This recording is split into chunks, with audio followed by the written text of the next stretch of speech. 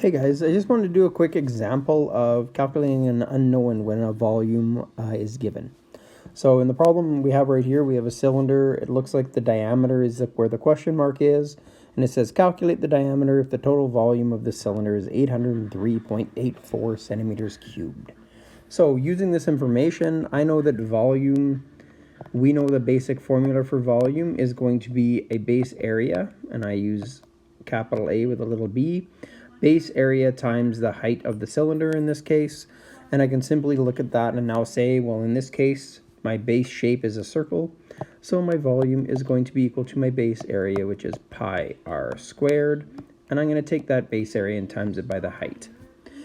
This question, you'll notice the problem we have is they're asking us for a diameter, and in a formula we actually end up getting radius. Well, luckily we know that if we know radius, we can find diameter.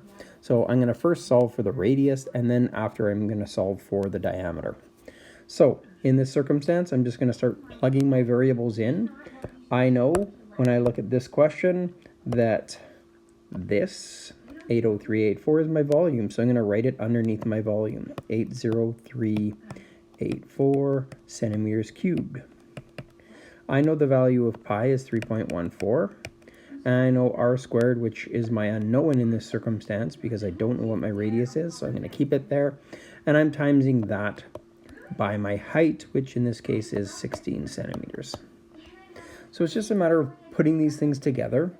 We do know that since these are numbers, 3 and 16, and we're all multiplying, I'm going to multiply those before I actually start solving for this, so I have a single value. So 3.14 times 16 is 50.24. So looking at this, 803.84 centimeters cubed is equal to 3.14 times 16 we said was 50.24, and I'm still multiplying that by my radius squared. So all I really did was I got rid of the number components and I left my unknown. So to solve for r squared, essentially is what I'm going to solve for, I can divide both sides by 50.24. And I'm doing that because the r is my unknown and I'm isolating it. So that means this side has to be divided by 50.24. Because what I do to one side, I have to do to the other. So I can cross those off because those guys canceled.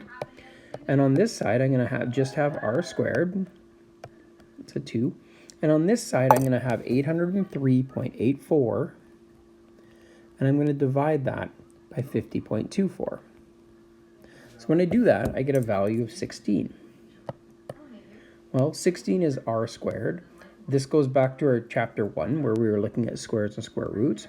To get r squared by itself, I'm simply going to take the square root of both sides. Square root of 16 is 4, and the square root of r squared becomes r. So now I know my radius is 4. Now that's not my answer because my question, if I go back here, it actually asked for my diameter. So I need to actually just say, well, if my radius is 4, I know my diameter is 2 times 4 because it's twice as big. So therefore my diameter is 8 centimeters. And I can solve this question like that. So that's one example of questions that I can be solving. Obviously I could be asked to find the height as well, and I'll do a quick example while I'm going through there as well. If instead I had a cylinder that was on its side like this, and let's say I have a cylinder and I know my radius in this case is 12. And it's asking me, hey, calculate the height.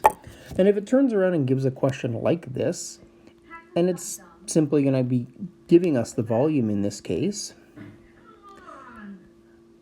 and our volume in this case, let's say, was 5,425. So it would give us a volume, and it would say the volume's 5,425.92.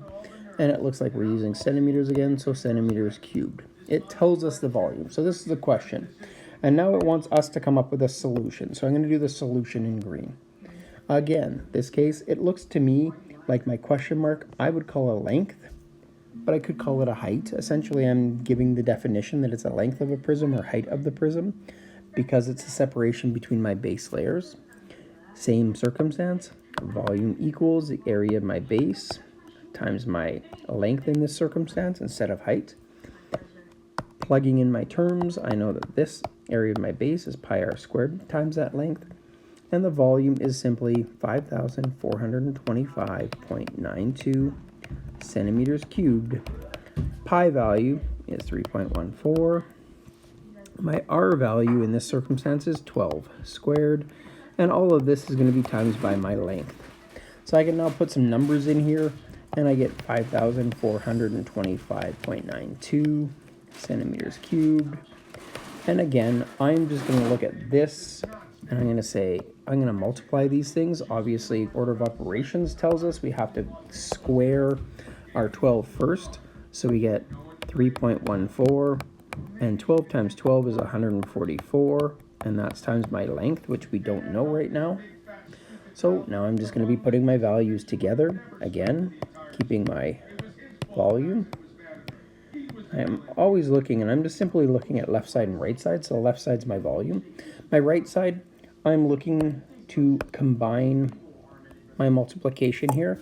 So 3.14 times 144 is what I'm doing in my calculator. And I get a value of 452.16. So having that, 452.16, and that's my length times my length. So when I'm solving this, I could put x at the little tiny time sign, but I don't really need it when I'm dealing with my variables now. So again, I'm just trying to isolate my L. To isolate my L, I have to divide this side by 452.16. Do it to one side, I have to do it to the other. And when I do that division, 5,425.92, and I'm dividing it by 452.16, I get a value of 12. And what that's telling me is that my length is going to be 12. Hope that made sense. See you guys later.